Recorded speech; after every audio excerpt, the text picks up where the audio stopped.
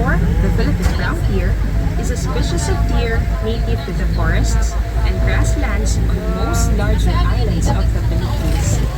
It is classified as vulnerable by the International Union for Conservation of Nature due to its increasingly fragmented populations as a result of habitat loss and hunting. The Philippine deer is a medium-sized species, but generally Nahulog na nga. much smaller than its cousin, the small deer. It is mixed in brown color, with the exception of the underside of the tail, which is white. The antlers of the male are quite small, usually having a length of 20 to 40 centimeter or 7.9 to 15.7 inches.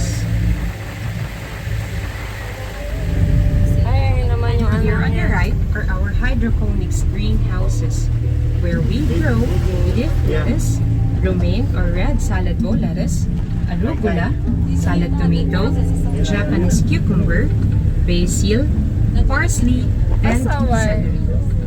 Hydroponics is a soilless way of planting that uses just water to provide the vegetables with Oh, nutrients. diba? Coconut husks ground into powder form are used to hold the roots down. We do not use pesticides or chemical sprays on these vegetables. They are regularly served in our main restaurant. They are also available in selected supermarkets downtown. Simply look for the green agency. Okay On your right are the holiday lodges. These accommodations are duplex-type deluxe cottages. Across the road on your left is a small, multi-level function area called Holiday Terraces, so named after its multiple terrace design. Mga puno. Anong puno yan? Mangustin yan? Ano, parang Oo, mangustin! Oh, On your left is the mangosteen orchard, which covers a Hala! Ang three laki! hectares. Ang luwang! Across the road on your right is our Gulayang Pilipino, where we showcase our Grabe. organically grown local vegetables. These vegetables are also available in selected supermarkets downtown. Galing! Again, simply look for the green Eden seal. Eden. We are now entering the flower garden, where we have over 100 different varieties of flowers. This is our first stopover.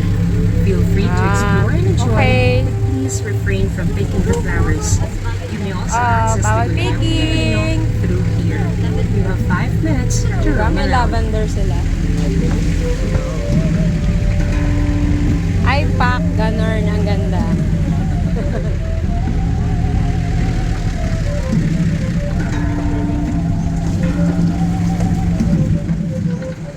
chemical na, hindi na ka... Oo, stop. You can clean your sleep on the street. The sunflower.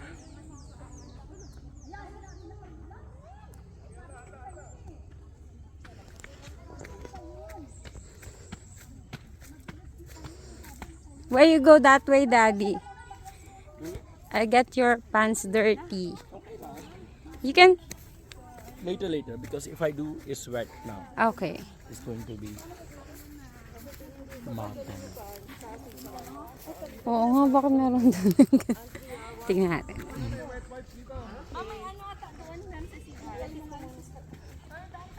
Ay, lumubog si Mother. Oo, it's very muddy there. Wet. Oo, siguro. Ay, sa stairs talaga kasi hindi siya dumaan sa stairs. Oo. Daddy, slow siya. You know what is slow siya? No, I don't know. Joke lang ah. Selosa is jealous. Jealous. Of Davao City, to Davao Gulf, and Samal Island, where our sister resorts, Ana Marina and the island Bella Vista are located. Brochures for these resorts are available Rainbow at the front Bass. office. You may also follow us on all our social media. Mangosteen pa rin to. Rainbow Pass pala, kala ko bus. Hawakan mo, bebe. Busy ako eh. Ay, ang galing. We are passing through the Rainbow Pass, where each arc is flowers that correspond to a particular Rainbow Pass. We also have a rainbow art installation, which is often used for prenuptial and wedding pictorials. Sabi ko na and prenup even to eh. during public wedding ceremonies held in the amphitheater. So mag-hiking tayo na guys.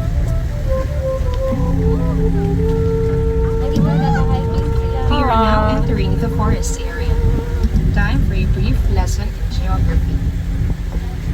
Eden is sitting on the lower slopes of Mount Palomo, which is Mount part of the Palomo. Apo Palomo mountain range. It stands at 8,870 2,674 meters above sea level. By comparison, Umuusok eh. Eden's highest point is approximately 3,000 feet.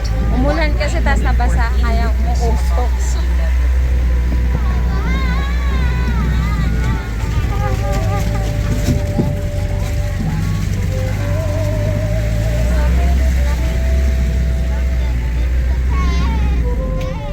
Naayos nila ang kalsada.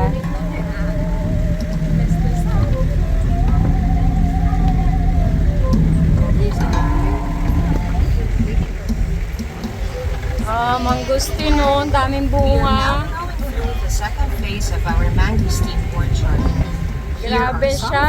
facts about mangosteen. Pwede bang mamitas dyan? Mangosteen, or Garcinia mangostana, is native to Ang Southeast sarap Asia. eh. Since ancient times, it has been cultivated in Malaysia, Borneo, Sumatra, mainland Southeast Asia, and the Philippines. It was often used in traditional medicine. Mangosteen seedlings take between 8 to 15 years before they Ay, bear naputol, fruit. sayang. With even trees as old as 100 years can still be planted. Sapa.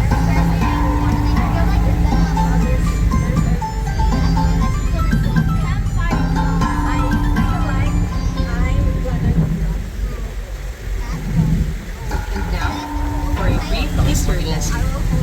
Eden used to be a logged-over area with most of its primary forest gone.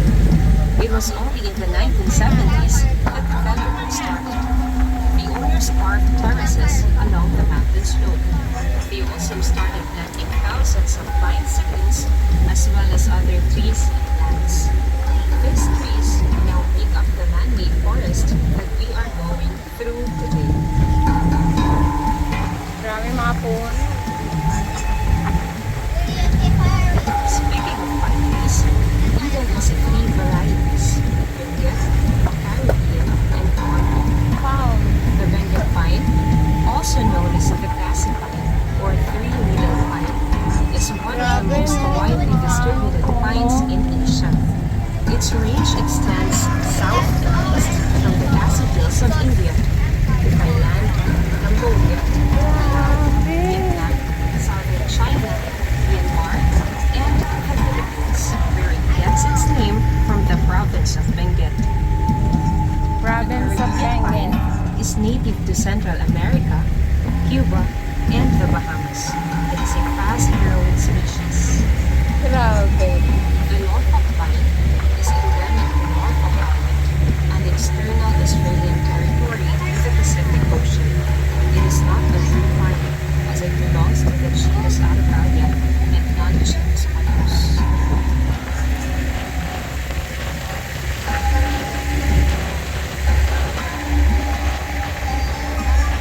Grabe yung bamboo. Oh, grabe ba? Sugoy! Apakataas ah.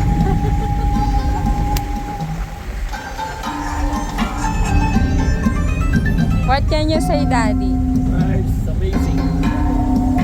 Nice to be here. What can you say, Negro?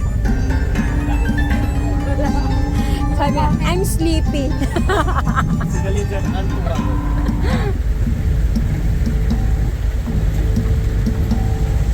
Pag matanda na sila, tsaka nila We are now at appreciate. our second stop Ayun, wala pa talaga. Inugdan. Eden's tribute to Ah, the talaga ba? Ah, so indigenous na-miss ka culture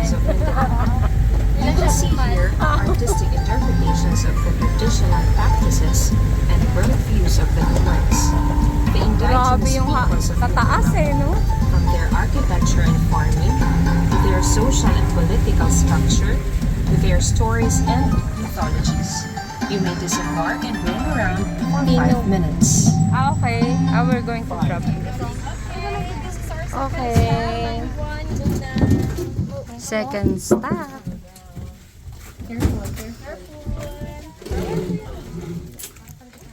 Ay, thank you. A picture. OMG. Na, background na lang natin yung bahay sa ano.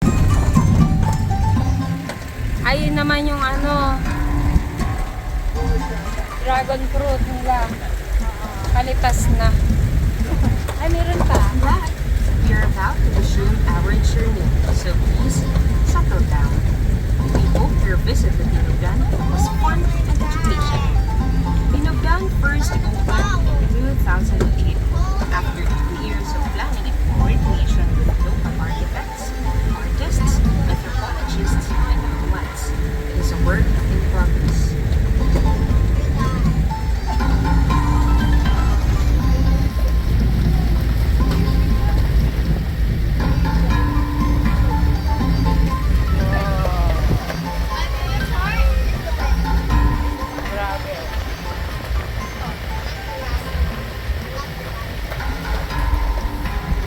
Mga ano naman, gulayan. Dati. Oh.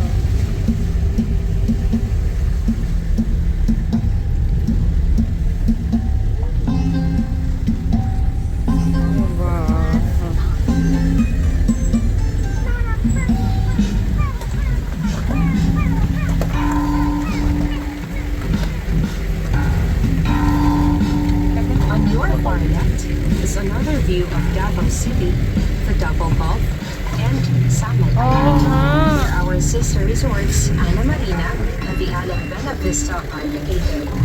Brochures for these resorts are available at the front office. You may also follow us on all our social media. To your right is our organic herb garden, where we grow various herbs and spices, which we use in the Vista restaurant. Vista Restaurant. Any dragon fruit? Welcome to Lola's Garden. Lola is Filipino for grandmother. In this garden, Lola's you will find Garden. many plants and flowers traditionally grown in Philippine gardens. This is our third and final stopover before returning to the danger center. You have 5 minutes to roam around. Lola's Garden. Lola Flo. Oh, Lola Lolang's Garden. Khalid. This is Lola Lolang's Garden. Ay, ang ganda. Anak, get the bag to tita. Kawawa si tita.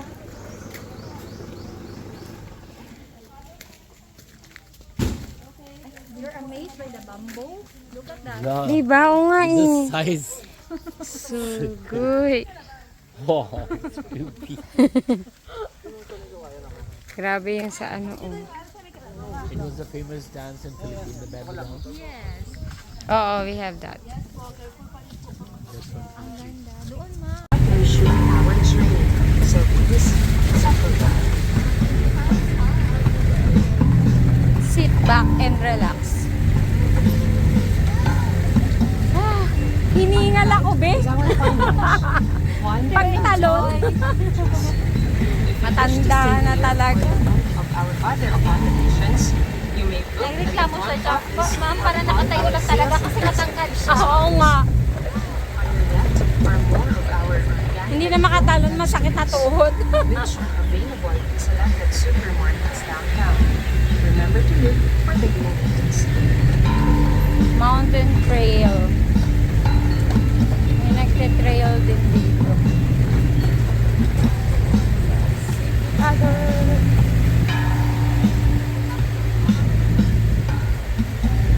Coming up ahead is a clump of Dendrocalamus aspera, or more commonly known as the Philippine giant bamboo. Yan. Philippine Giant Bamboo. I've observed that Giant. As in giant. have grown so tall, Literal na they are giant. bending over and creating a natural archway.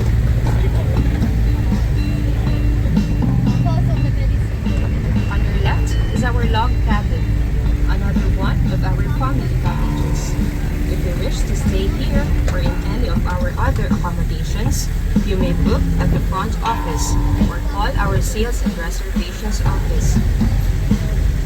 For more information and to stay updated on our promos and events, visit our website at www.edennatureport.com.ph and follow us on all our social media.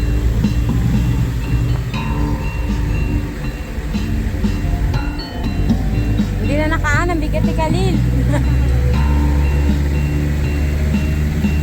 Grabe yung mga giant bamboo.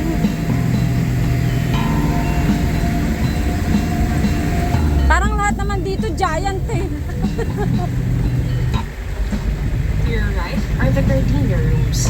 If you wish to stay here or in any of our other accommodations, you may book at the front office or call our sales and reservations office. For more information and to stay updated on our promos and events, visit our website at www.edennatureport.com.ph and follow us on all our social media. Now, it's time for another brief history lesson. Did you know that Eden wasn't always a resort? Aside from the massive record station, the owners also operated a banana plantation within the area. Weh. Rest houses for both the owners as well as some of the executives were also constructed. In the early Grabe, 1950s, the whole area was reclassified as an ecotourism zone. And a few years later, Eden Nature Park and Resort formally opened in October of 1997. October 1997. Today, Eden Nature Park and Resort is 95% man-made at about 80 hectares, 60 of which are fully developed. These developments include a total of 64 rooms and 4 family cottages, 6 seminar or function areas, several food and beverage outlets, including our main outlet, the Vista Restaurant. And so much more in the way of attractions and amenities. Okay. Weekend.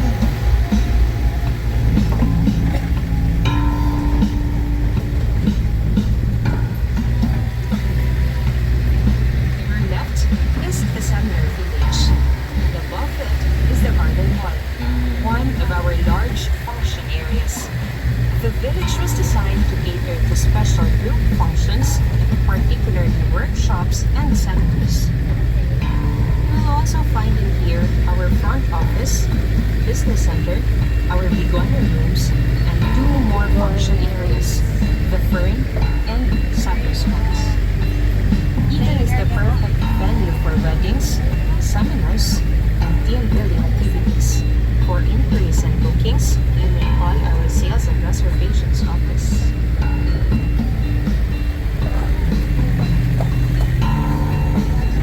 We are almost at the end of our journey. We are now on our way back to the Victor Center. We encourage you to do your own explorations. Here in Eden, we offer you a variety of activities to do and attractions to see. Catch your own lunch at the fishing village, visit our butterfly garden, bird walk, under our balconies, enjoy our delicious cuisine with garden salad vegetables that we grow on our own Vista Restaurant and Cafe Vista. With so many things to do and see, one day is not enough. So we encourage you to book a room or cottage and stay the night. Ay, yung peacock. Book at the front office or call our sales and reservations office. For more information and to stay updated on our promos and events, Finish na. visit our website at www.edennatureport.com.ph. Follow us on all our social Sobra. media. Babu.